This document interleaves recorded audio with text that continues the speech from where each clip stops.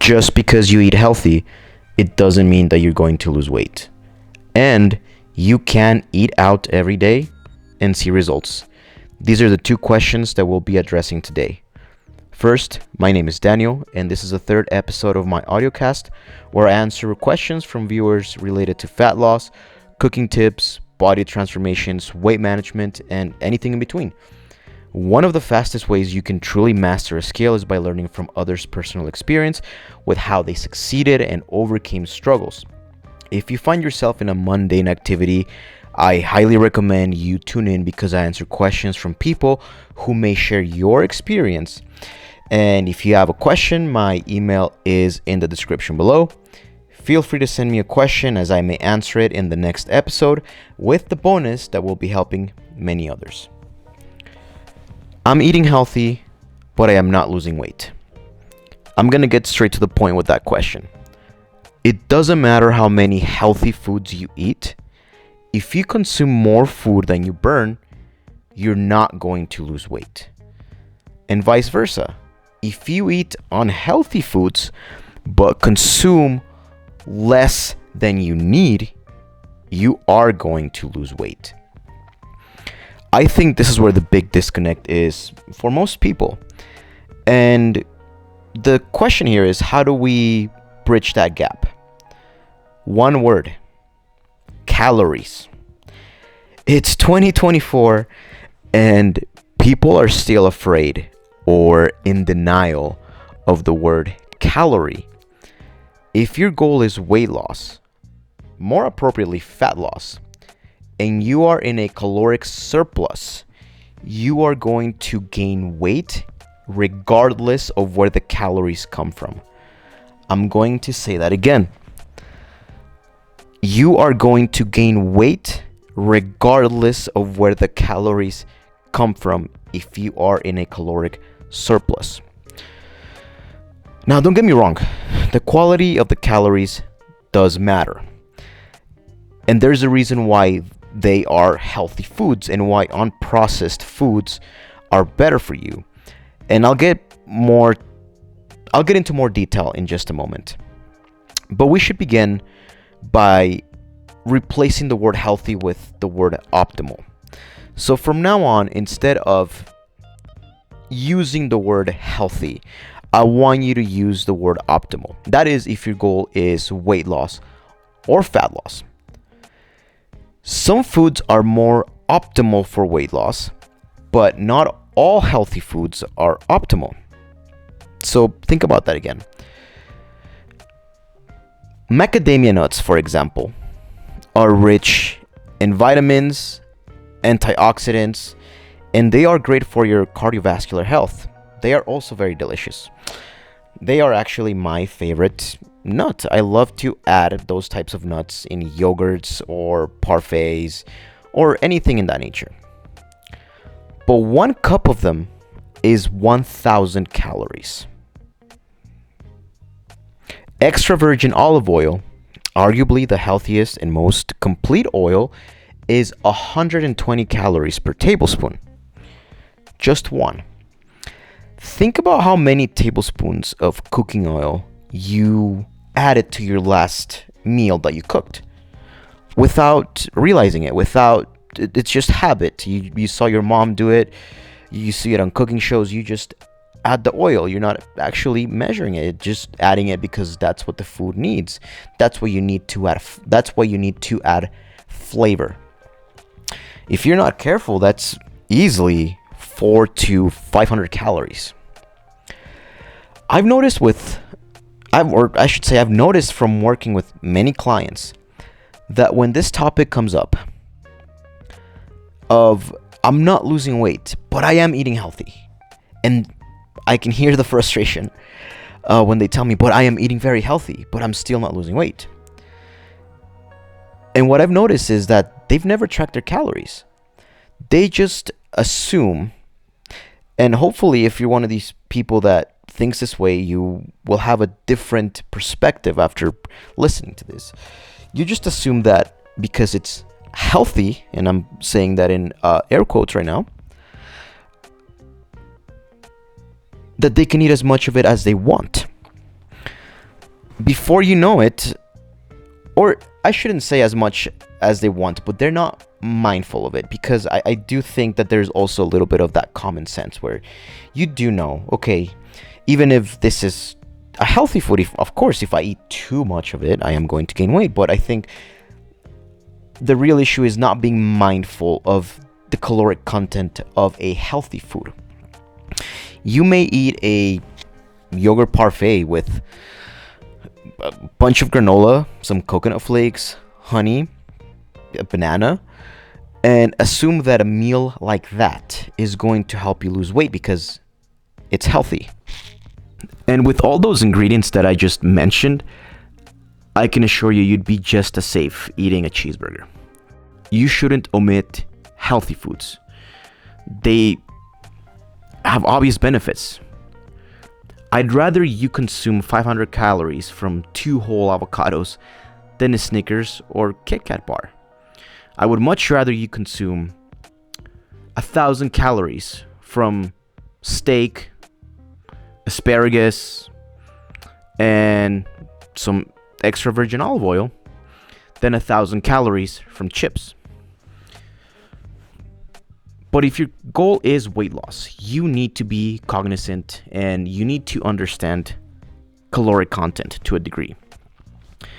Because understanding caloric content this is where you learn how to eat optimally. Remember, we said you're not going to be using the word healthy anymore, you're going to use the word optimal.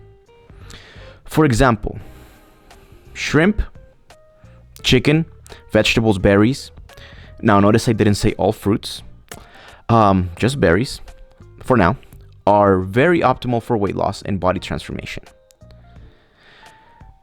So, how do you learn to be more optimal, and how do you, I guess, acquire that knowledge to know about caloric content? And it's really simple, really. You start tracking your calories. This is where you start.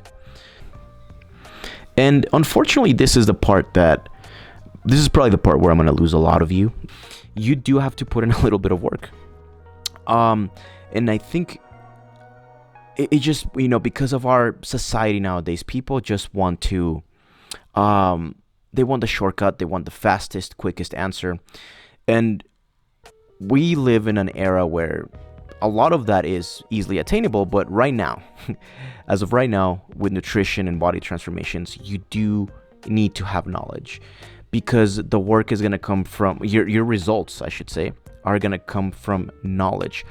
And the work that I'm talking about is as simple as just downloading a calorie counting app, a macro tracking app, and start logging your calories every day. You're going to notice, and before you know it, how calories are affecting certain foods, and how more importantly, how they affect you. You'll notice how some foods contain less calories but have a lot of volume. An example of that would be like an egg white omelet. You can do a 12 egg white omelet with some veggies, and that's only about 300 calories right there. And vice versa, you're going to notice that some foods contain plenty of calories and are very low volume and not very filling. But let me digress a little bit with what I said earlier about you shouldn't omit healthy foods even if they have a high caloric content. It's just more about being mindful of them. It's about understanding that, yes, these healthy foods are good for your health per definition, but because they're healthy doesn't mean they're going to help you with weight loss. So you need to be mindful of the caloric content of everything. So the most important takeaway is that just because it's healthy, it doesn't mean you can eat as much of it as you want. Question number 2. I'm a very busy person and I literally don't have time to meal prep. It's either the gym or cooking. And honestly, I would prefer to go to the gym. So would I. I have to eat out for most of my meals, and this is where it has been difficult because then I get discouraged. Do you have any tips? Absolutely. And I'm going to simplify this by giving you just one tip. And this is all with the premise that you are eating out of necessity, and because you, like you said, you literally don't have time, or for anyone that is eating out of necessity, this is a one tip you need to apply, and that is proteins and veggies first. How can I get the most protein and vegetables with this next meal? You are not worried about your carbs or fats. You're worried about protein and vegetables first. So instead of going into a whole explanation, let me give you some restaurant ideas and some meal ideas. The first one that I think of is Chipotle.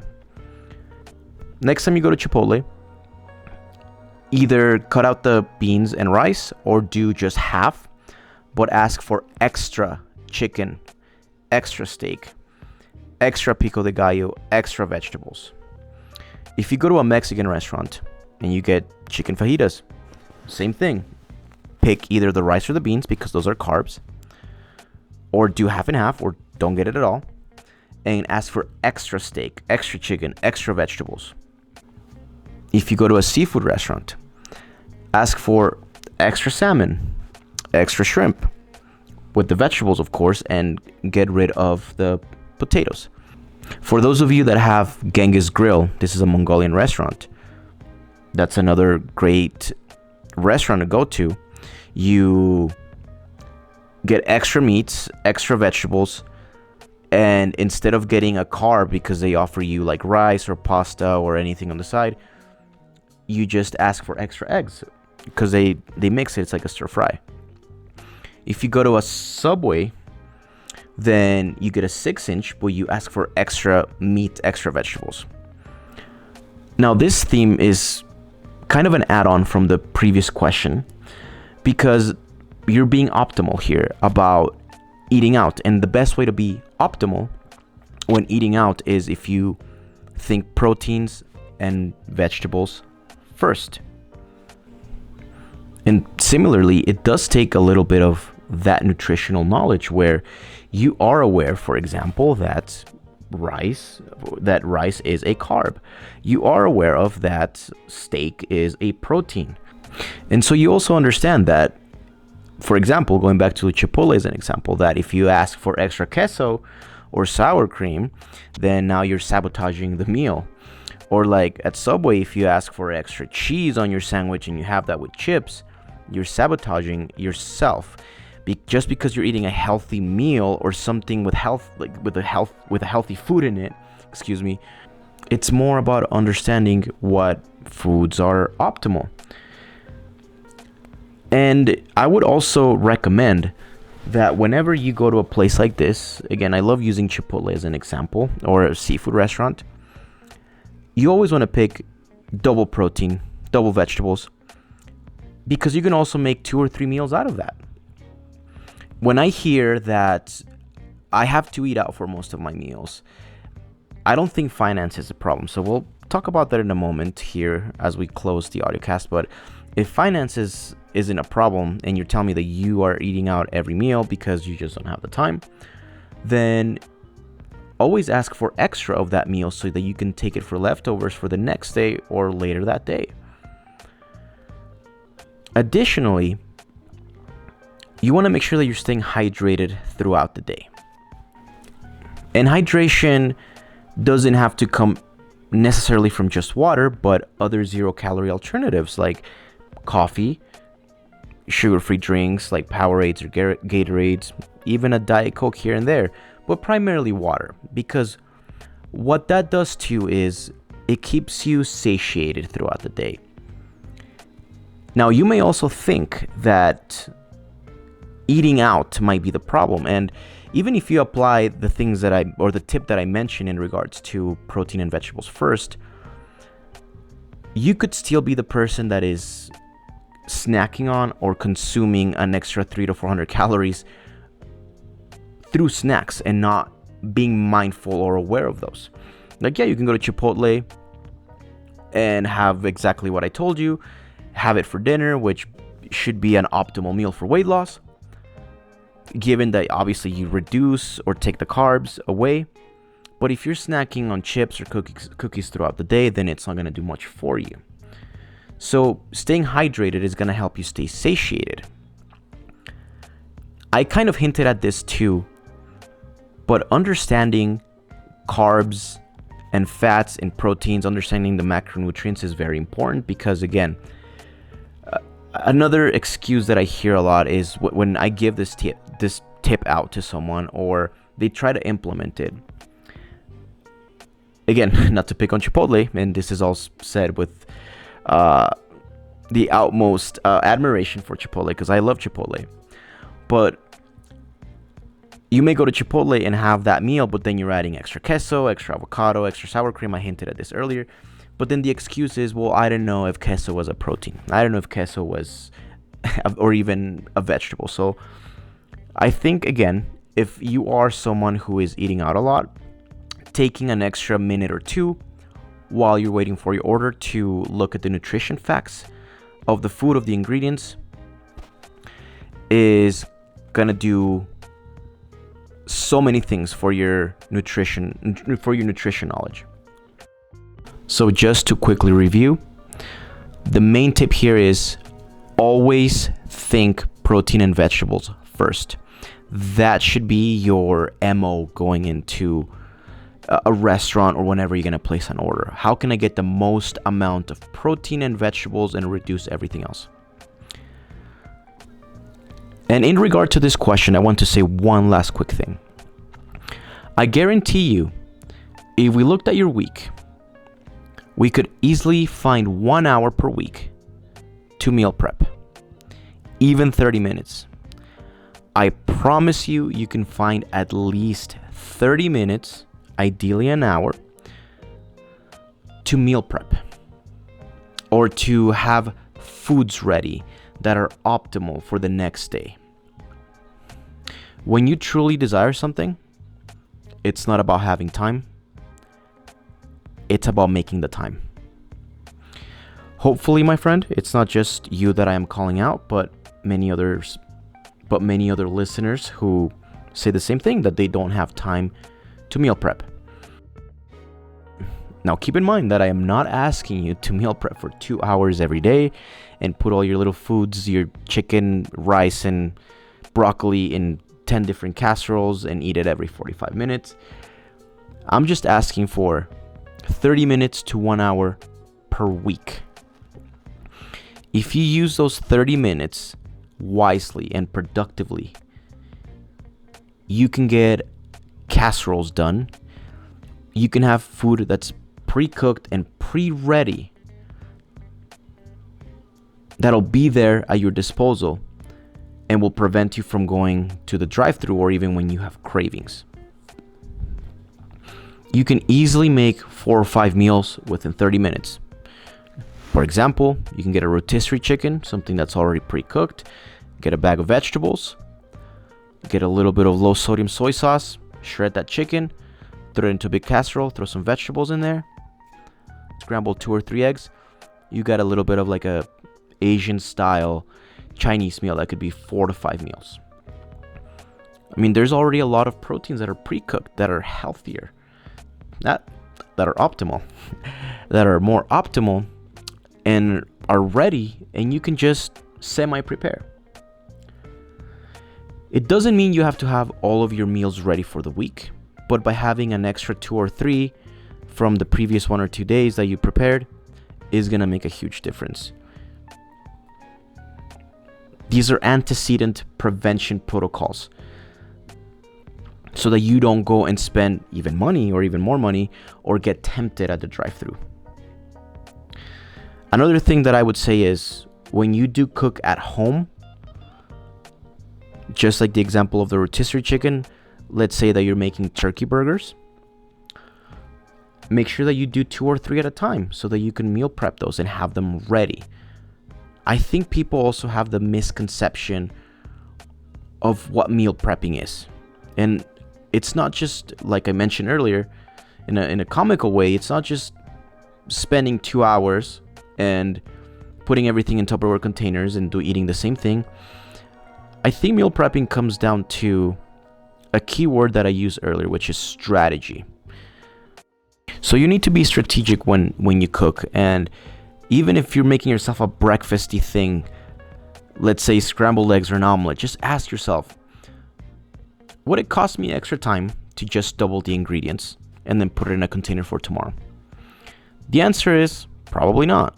At the most, an extra 1 or 2 minutes while you crack the extra eggs, or you get a little bit of extra egg whites, or chop a little bit more ham. It's going to take you extra time. What I want you to take away from this is that you can be more efficient and more self-accountable.